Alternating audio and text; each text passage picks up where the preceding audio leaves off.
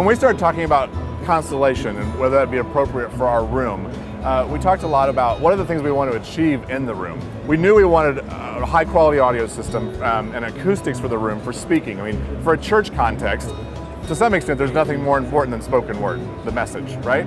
So we want that to be important. So we want to build a room acoustically that allows us to do that, to have a spoken word be dry, if you will.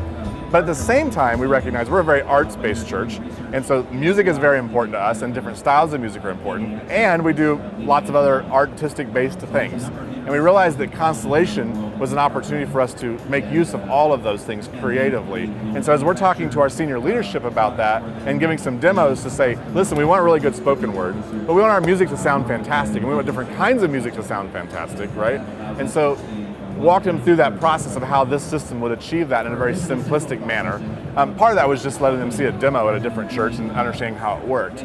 And part of that was them just trusting that we knew we could do this and give us a lot of flexibility. And so even now, even what we did at Christmas Eve with being in the round and using the system, we continue to talk about programmatically what are the things that we can do with Constellation that gives us flexibility. Like we can experiment and try new things. And so our leadership was very much on board with that, understanding the flexibility it gives us and gives us high quality music and gives us high quality spoken word.